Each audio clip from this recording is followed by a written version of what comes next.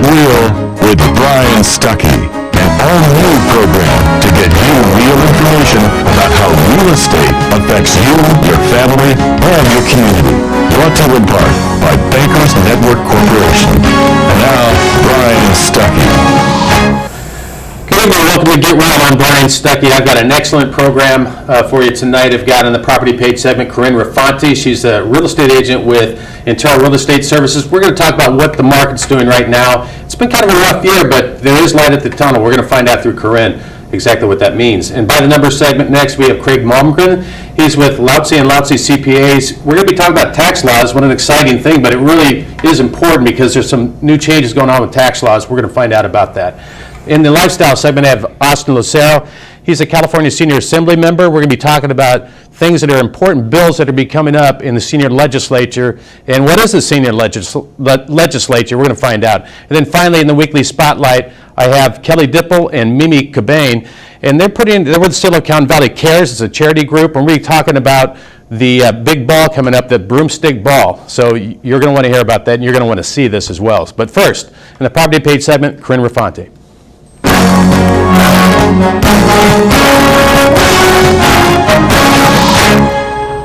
My guest is an old friend. When I say old, I just mean that we've matured over the years, and when we go a long way back, Corinne, we went to high school together and everything else. You've been in the real estate industry for quite some time now, and first in the title business and everything else. You've been a realtor quite some time now for Intero.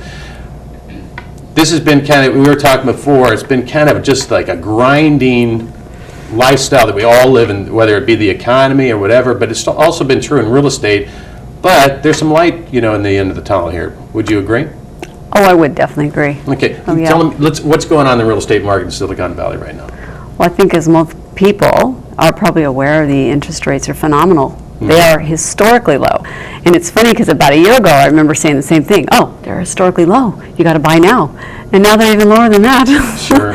So, and it does seem like from what I'm hearing that they are projected to remain good for a while. Well, when I say grinding, it's just like, I just kind of put that umbrella of just pretty much everybody I'm talking to these days, whether it be the economy, but the values went down when you mentioned lending and historical low interest rates. But it's really difficult being in the business myself, as a mortgage guy. It's hard to get people approvals, even the best of them. Yeah. And that reflects on you being able to do your job as a real estate agent, finding homes for people.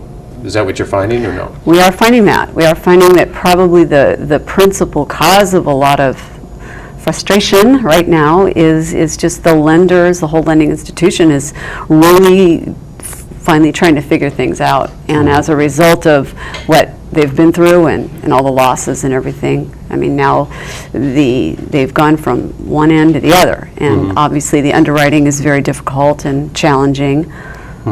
But we're finding that, well-qualified buyers, people who, have jobs and good credit, are really getting great opportunities. They may just have to, it may just take a little bit longer. A little bit longer, right. But like you said, there's some great opportunities out there. Yes, there are. And so what are you seeing as far as inventory in the Santa Clara Valley? Inventory is good right now. It's up quite a bit. It is, in fact, I was looking at a recent chart, actually yesterday, 3,332 active single-family homes on our MLS, which is Santa Clara County, Palo Alto, down to Gilroy. And that seems like a lot, and it is a lot. It's a lot from what it was, but over 2,600 pending sales. So at least, we're seeing some selling going on. So I do think that even though the newspapers they tend to be a little negative. I do think that we're going to see September as being a stronger month for sales, certainly, than August. And August did wind up being a stronger month than July, which everybody was all down in the dumps about July. But August was better. September will be better. Don't get me started on the newspapers, because every time I see those articles, sometimes it is, the cry wolf situation when you're just going, are you kidding me? Things are great right now. I tell people, yes, you can look at the headline, but please read the article, because buried in the article really is the truth. Okay. The headline grabs your attention, and then you read it and you go, oh, it's not that bad. Now, what about people that are thinking about selling their home, You know, in times like this, a lot of times people think, you know, we're ready to go move to our second home or whatever they might have. What would you recommend? Is it a good time for people to list their home and sell? You know, it is a good time. It's a good time, and I think because it's such a good time for buyers, therefore, you know, you think, hey, it's a good time for buyers because they need inventory, they need houses to buy. So from that standpoint, I think it is an excellent time. If a seller is considering selling and then becoming a buyer, it's a great time because they're going to be a buyer, so they're going to get a chance to take advantage of the fact that values are lower than what they were. So they may feel like they're taking a bit of a hit on the sales price of their home, but they're going to turn around and they're going to find better value in what they buy. Okay. And then finally, one thing with the buyers is that there is still short sales going out there and everything else. Definitely. So it's still a great time, obviously, for buyers. What would you recommend to buyers? Regarding short sales? Just or in general. I mean, just sit down with someone like yourself, I'm sure, and see what options that they've got. Well, definitely, obviously, the first thing that I recommend to a buyer that I meet is I ask them if they've really sat down with a lender and become pre-approved and really go through the paperwork, the application process. It really benefits them to do so. Then we can sit down together and start honing in on areas and finding the right property. And it is a good time for buyers because of the fact that there is good inventory. It is definitely a buyer's market again. I think there's no doubt. I know in the spring when I was last here, I was saying, wow, there's multiple offers again. I can't believe it. So we're not seeing as much of that. I mean, we still can in some of the price ranges see some multiple offers. It's about pricing. You know, if something is priced competitively enough, you could see multiple offers. And a professional like yourself is going to know all about that. Corinne Raffanti has been my guest. She's with Intero Real Estate. If you have any questions for Corinne, feel free to get a hold of me at 408-269-8366 or Brian at 4bestloan.com. Again, Corinne is, well, she's extremely excellent at what she does. And coming up next in the By the Number segment, we have Craig Malmgren, and we're going to learn about taxes, what new laws are coming up. We'll be right back.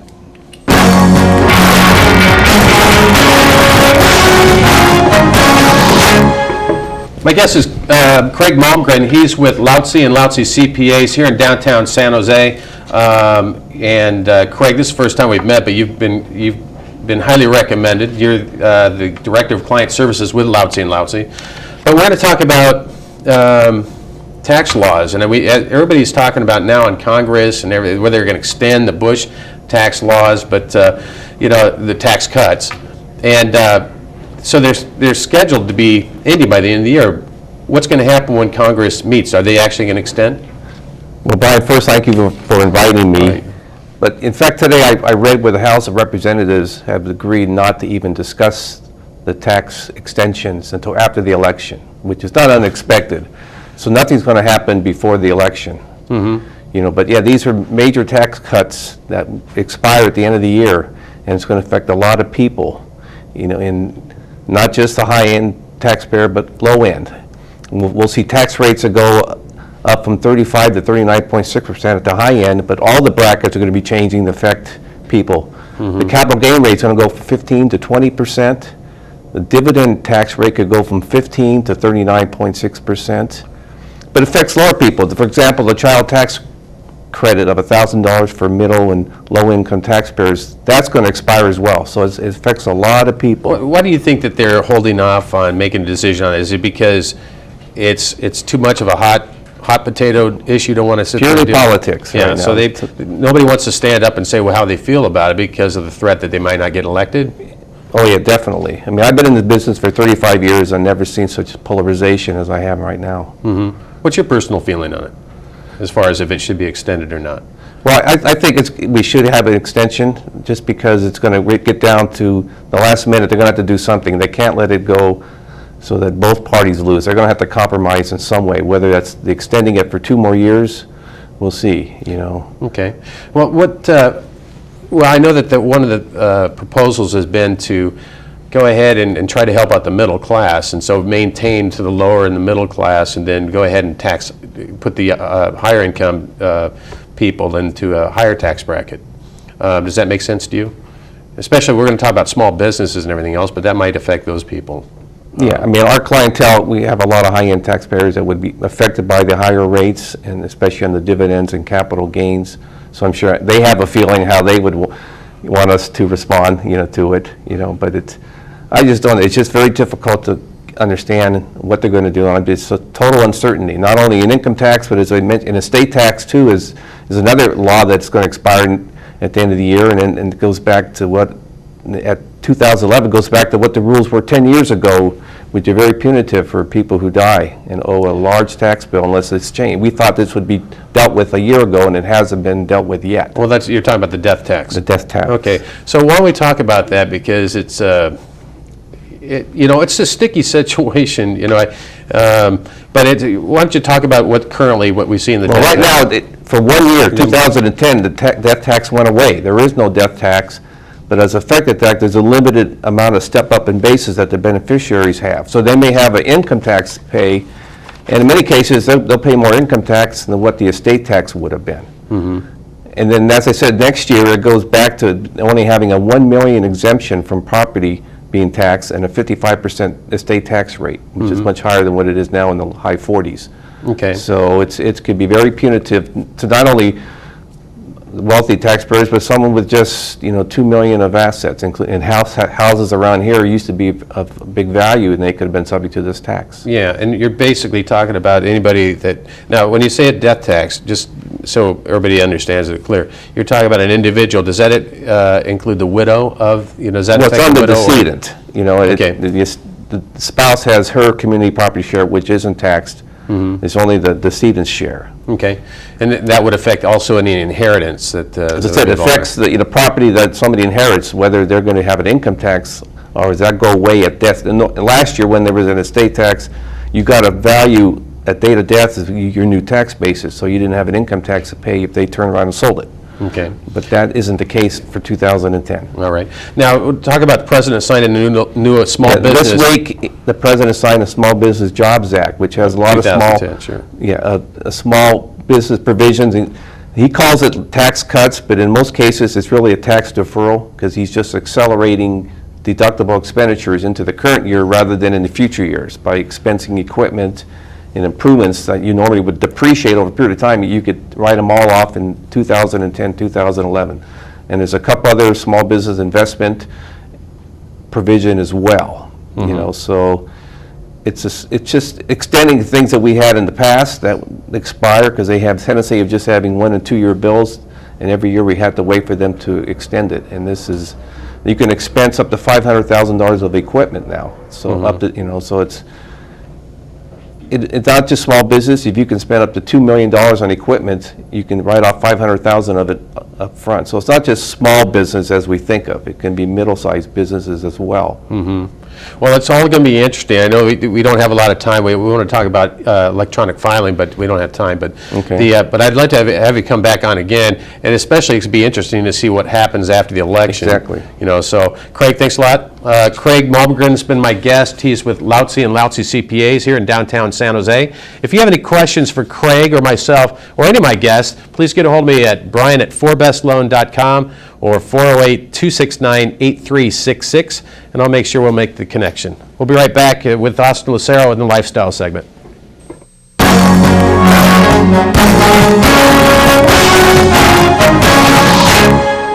My guest is Austin Lucero. We go to the same gym together in the Almaden Valley. I won't say what condition I saw you in. We were taking a shower, but I guess I just did. But it's like not together. But Austin, he's with the California Senior Assembly. He's a California Senior Assembly member. It's a very important organization, and a lot of people, Austin, they don't even really know what that means. But you do have a voice in California and in Sacramento. Why don't you first explain a little bit what being a California Senior Assembly member means? Well, 1982, Senator Mello decided that maybe seniors were not getting a fair shake, and so what he proposed was a law that would create kind of a shadow part of the government for California. So we are an official group. We have the same number of legislators in the senior legislature as you do in the full-time legislators. We have 40 senators and 80 assembly members. It's our job then to generate bill proposals that are peculiar to seniors so that you will help the seniors. And then during the year, after correction, back up a little bit, when we get elected these positions, then we actually go into Sacramento and take over the Capitol for a week. And during that time, we have the Assembly and we have the Senate and we have all the committee rooms, and we battle for the bill proposals that have actually been put in. Then they are voted on, and the top 10 are promoted with gusto, as it were, and there's also a top 4 for the federal government. Okay. And all of these can help other citizens, but they are supposed to be generated to help senior citizens. Sure. Right. Well, because we were talking before, and you mentioned lobbyists pretty much in this article in the Mercury News. We can if you can zero in on that there, Frank. It says lobbyists win, consumers lose in Sacramento. And why, I think anybody would be interested in that. Whatever age you are, but why would that be a hot button for seniors? Well, it's a major problem. I'll give you an example. One of the bills that I have been that I wrote about 7 years ago, and every year have resubmitted it. It always comes in on the top 10, and it's a bill to make hearing aids available over the counter at a reasonable price. Now they run clear up to $10,000. Well, what's happened is that the lobbyists come in, and somehow, once the bill gets picked up and gets a number, and then it goes away. Last year, during our general session in the Assembly, we had a keynote speaker who said he had just been in somewhere in New York, and during that time, he said he heard their speaker saying there is some Sacramento legislator who was promoting a bill that will put over-the-counter hearing aids.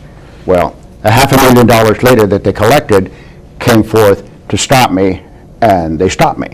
Somehow. I don't know exactly how they did it, but it happened. And But so it happened. There's some powerful yeah. groups, and they don't want to see that getting done. Well, absolutely so not. Obviously, even if it doesn't benefit, ultimately seniors don't benefit, from. Well, seniors actually lose, yeah. Okay, so we also have here, you've got something for computers. Well, so one of the problems that we have with seniors, if they're alone or put into a home, basically the isolation just keeps them from being able to contribute anything to society. And it's my thought that since people like Apple Computer has an iPod or an iPad, and that iPad will basically do everything that seniors need to do. They can communicate with their relatives by using email.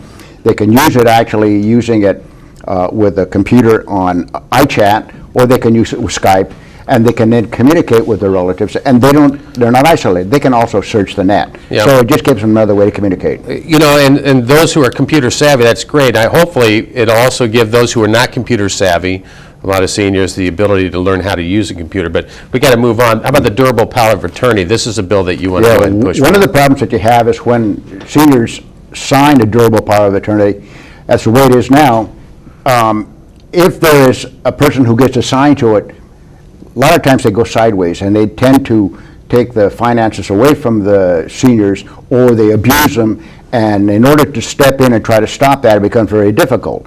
And so the bill that I have generated here will make it easier for other people to get that investigated, so that the person who is abusing that power will then get removed, and someone who is fair will actually get put in place. Yeah, you'd have to almost call it semi-durable power of attorney, because the word durable is pretty powerful to try to get somebody out of it. Finally, we just have a little bit of time. Social Security numbers as ID. One of the worst things that can happen to a person is to lose your identification. And you can even lose your identification. They do it to the people who have deceased. They take their Social Security number and go out and buy homes, buy all kinds of things. There was a person there in Los Gatos, a fellow named Eric Drew, who had his identity stolen when he was in the hospital.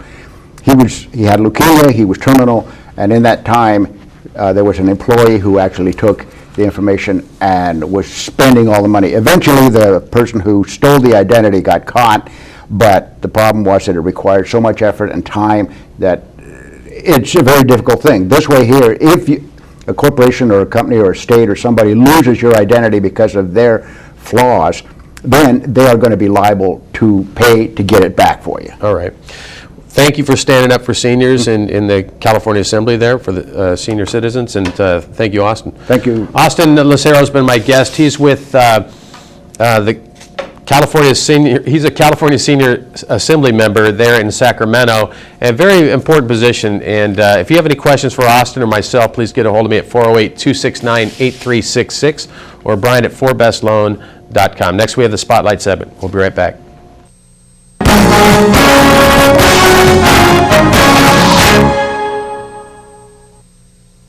My guests are Kelly Dippel and Mimi Qubain, and they are with Silicon Valley Cares. It's a charity organization. We're going to learn more about it right now, but this is unlike, I used to have some theater, people from different theaters, but this is the first time I've had, I don't want to say amateurs, but welcome. Thanks for coming to the program. Thanks for having us, Brian. Yeah, I want to start first of all, what's the name of it's the broomstick Broomstick ball. okay. And what is all about the broomstick ball? What are we going to see in there? And fun. Energy and entertainment. fun. And how did it get created? Where'd you come up with this idea? Go ahead. Well, it actually started last year. I used to own an event planning business several years ago and sold it 5 years ago. And I've attended a lot of events. I've been to a lot of events. I've planned a lot of events. And I just felt like the Silicon Valley was missing something. There used to be the Silicon Valley Charity Ball years ago.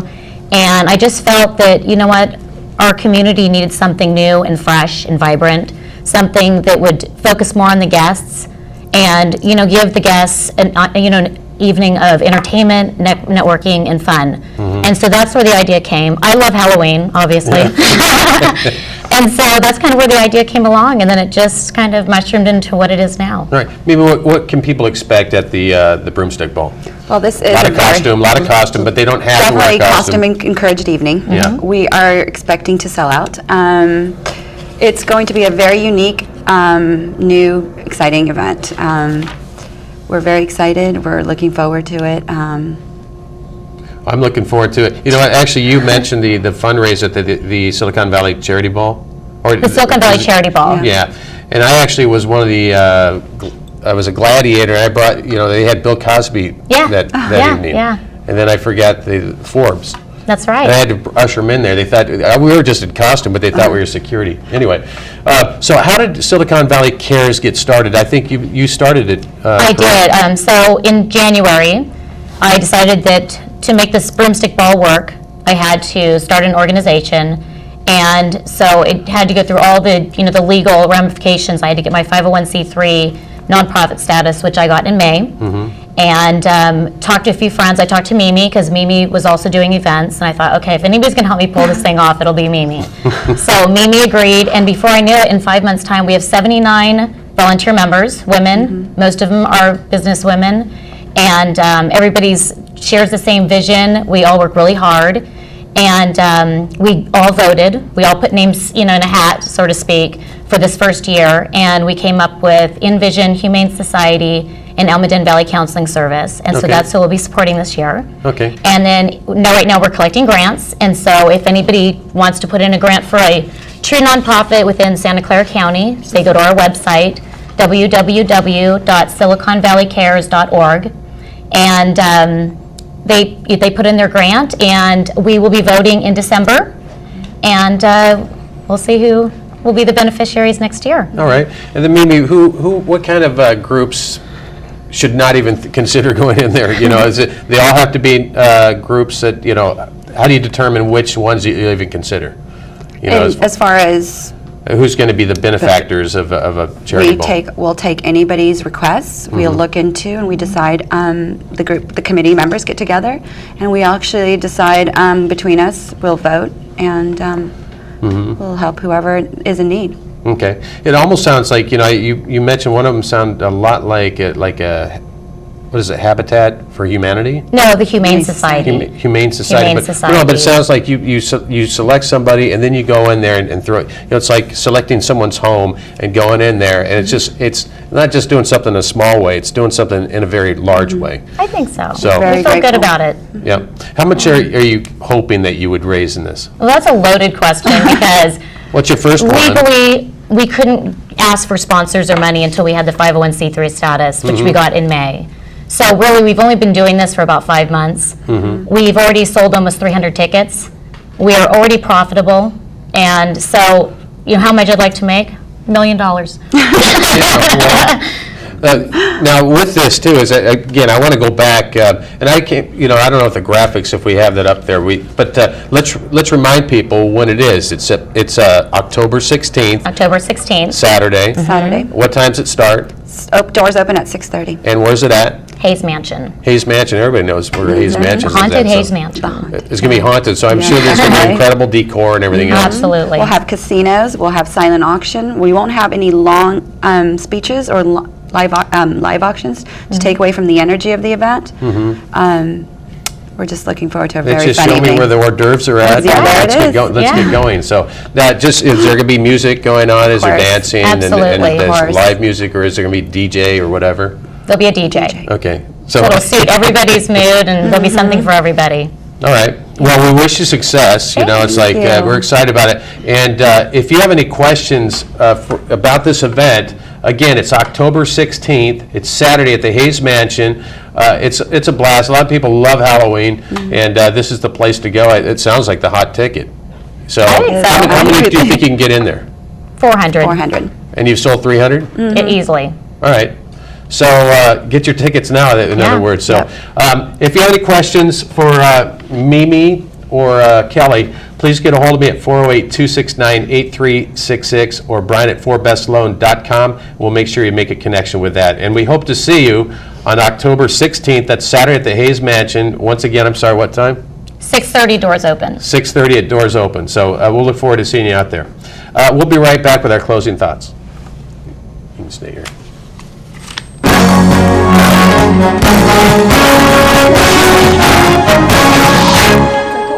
What is that? I just want to thank my guest, Corinne Raffanti, for her segment. She's a real estate agent with Intero Real Estate. I want to thank Craig Malmgren, who's the Director of Client Services there at Lautze and Lautze CPA, and then Lucero, who's a California Senior Assembly member, and of course, Mimi and Kelly. And once again, I want to plug October 16th. That's Saturday, the Broomstick Ball, and you don't want to miss it. So it's get your tickets. It's a hot ticket item. There's only about 100 left. So look forward to seeing you out there. Good night. See you next week at Get Real. Bye-bye.